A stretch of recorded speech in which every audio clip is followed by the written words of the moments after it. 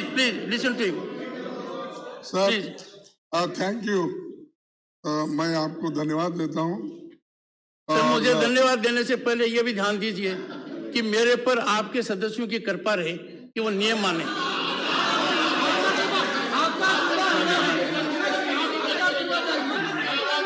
Have respect for him.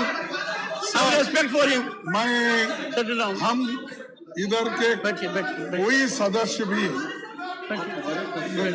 आप इधर के सदस्य कोई भी आपके विरोध में या आपको कोई एम्बेरस करना ऐसी कोई किसी की इच्छा नहीं है। आप रेस्पेक्ट करते हैं हम आपकी, और ये पार्लियामेंट्री डेमोक्रेसी में होता है ऐसा। आप उतना एकदम गुस्से में आके, गुस्से में नहीं आता मैं।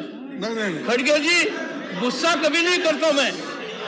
सुनिए, मेरी एक बहुत बड़ी कमजोरी है, मुझे गुस्सा नहीं आता, क्योंकि मैंने 40 साल तक वकालत की है। वकील को गुस्सा करने का राइट है ही नहीं। फीस कम मिलती है तब गुस्सा आता। बोलिए तो सर, अब हंसते हुए अच्छे लगते हो। सर, आप भी बहुत अच्छे लगते हैं ये सब कुर्सी पर होते हैं। मैं जरा हंसता ही नहीं, जरा बड़ा सीरियस आदमी हूँ। बोलिए बोलिए। ठीक है सर, मेरा एक ही विनती है आपसे, आपको कुछ कहना, आपका बात नहीं सुनना, ये हमारी मंशा नहीं। सरकार जो अड़ी रही है किस बात पे, हम सिर्फ ये चाहते हैं कि बॉर्डर पे जो घटनाएं चली है उसकी चर्चा चाहते हैं। और दूसरा इश्यू है जो बिहार का अपमान हुआ उसके बारे में जो लीडर ने कहा उसके बारे में हम चाहते हैं। और तीसरी चीज कि सदन में जब चर्चा के लिए हम पूछ रहे हैं बार बार, और आप बार बार हमको रूल बता रहे हैं। ठीक है साहब, रूल तो है। मेरे को एक चीज बताइए, एक सेकंड खड़गे जी, एक सेकंड। हाँ, एक सेकंड, मैं यदि अगर आपको रूल नहीं बताऊंगा तो किनको बताऊंगा? हाँ, नहीं सर, आपको नहीं कहूंगा कि आप रूल की अवहेलना कर रहे हो, रूल की पालना नहीं कर रहे हो, मेरे बार बार अनुरोध करने के बाद नहीं कर रहे हो। रोज वही बातें कमी आ रही हैं जिनके बारे में मैं रोज संकेत देता हूं। रूल 267 जो कहता है उसका कुछ भी मानेंगे नहीं, तो मेरे हाथ बांधते हो आप तो। नहीं सर, वो देखिए, आप हमेशा जो हमको कहे हैं वो तो सभी मेंबर सुने हैं और रोज सुन रहे हैं। लेकिन सर, हाउस में ऐसा होता है, एक तरफ रूल्स रहते हैं, दूसरे तरफ प्रैक्टिसेस, यूसेजेस, कस्टम्स, प्रेसिडेंट्स, और पीछे ऐसी घटनाएं जब होती है तो किस ढंग से हाउस चलाया जाता है वो भी सदन का ये काम है, आपका काम है। सिर्फ रूल बुक ही नहीं है, चंद प्रेसिडेंट्स लिखे नहीं जाते, तो आप कन्वेंशन आर देयर, तो वो कन्वेंशन के तहत हम उठा रहे हैं। लेकिन आपको गुस्सा आ रहा है साहब, गुस्सा तो हमारा उनके ऊपर है, आपके ऊपर नहीं है। नहीं खड़गे जी, मुझे गुस्सा नहीं आता है। आपको एक बात बता दूं, मुझे बिल्कुल गुस्सा नहीं आता है। मैं थोड़ा हताश हूं, मैं थोड़ा परेशान हूं, थोड़ी मेरे में सुनिए एक सेकंड। मैं परेशान हूं, हताश हूं, हैरान हूं। देश भर से लोग मेरे को कहते हैं कि आपने 267 की व्याख्या की, कभी कोई नोटिस 267 के अनुरूप आएगा, आप मानकर चलिए, उस पर पूरा ध्यान केंद्रित होगा। प्लीज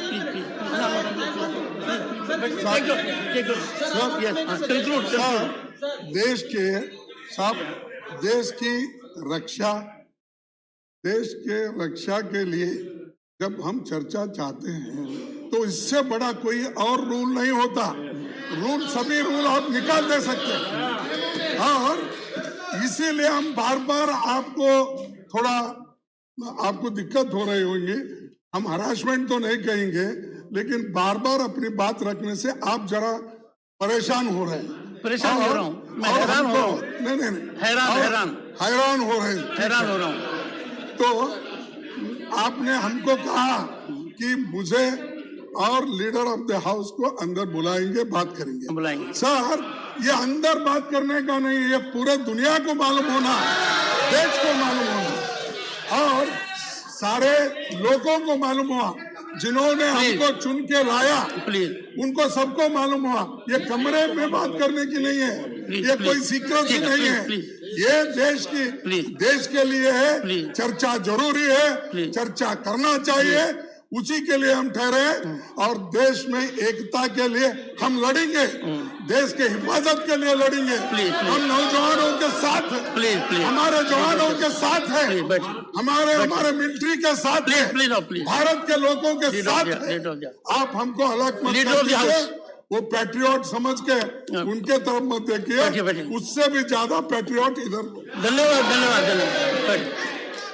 माननीय अध्यक्ष महोदय, माननीय नेता प्रतिपक्ष बार बार जो विषय उठा रहे हैं, इसके बारे में पहले भी उपसभापति ने काफी विस्तार से बताया कि कई सारे ऐसे इंस्टेंसेस हुए जब वो सरकार में थे, जब ऐसे गंभीर विषयों के ऊपर चर्चा भी नहीं हुई है और क्लैरिफिकेशन भी नहीं किया गया। ऐसे 4 इंस्टेंसेस माननीय उपसभापति ने पटल पर भी रखे हैं। साथ ही साथ माननीय खड़गे जी बार बार उस विषय के बारे में उजागर कर रहे हैं। हमारे विदेश मंत्री ने एक बड़े विस्तार से इन विषयों के बारे में स्टेटमेंट दिया है। हमारे रक्षा मंत्री ने बड़े विस्तार से इस विषय के बारे में स्टेटमेंट दिया। हमने सरकार की तरफ से पूरी चीजें, पूरी जानकारी हाउस में रखी है।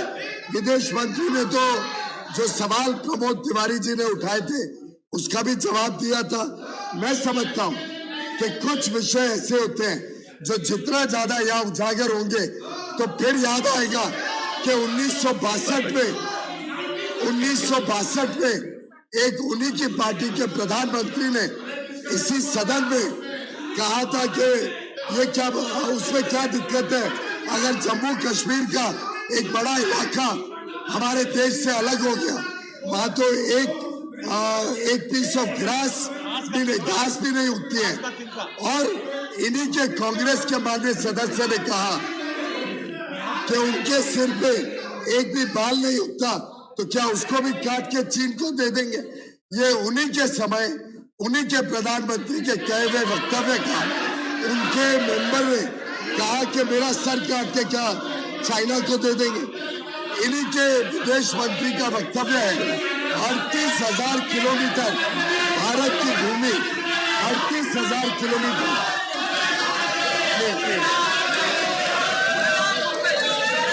उन्होंने अहमद ने बताया कि 38,000 किलोमीटर भूमि आज अवैध कब्जे में है चाइना के, और ये इन्हीं के समय, इन्हीं के कारनामे और इन्हीं के गलतियों के कारण राजीव गांधी फाउंडेशन को 1,35,00,000 रुपए चाइनीज दूतावास से मिला। इसका आज तक खुलासा नहीं कर रहे, इसके बारे में कोई जानकारी नहीं दे रहे। मैं समझता हूँ कांग्रेस जिम्मेदार है, जो देश की समस्याएं हमने विरासत में ली और अब समय आ गया। सर, माननीय लीडर ऑफ द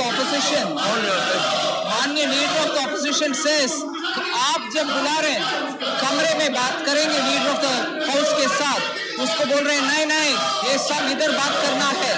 मैं याद दिलाऊं, प्रणब मुखर्जी जी जब मेंबर थे इस हाउस में, मंत्री थे, हमारे किरण रिजिजू जो अभी मिनिस्टर है अरुणाचली है, वो इसी विषय के ऊपर, चाइना के एग्रेशन के ऊपर बात करने के लिए नोटिस दिया। प्रणब मुखर्जी जी किरण रिजिजू को बोला कि कमरे में आकर बात करो, आप तो चेयरमैन हैं, आप बुला रहे हैं, मगर मंत्री इस विषय को इधर बात नहीं करना, कमरे में करने वाले प्रणब मुखर्जी जी हैं। Sharad Pawar will say something on COVID. No. Shri Dr. Sikandar Kumar.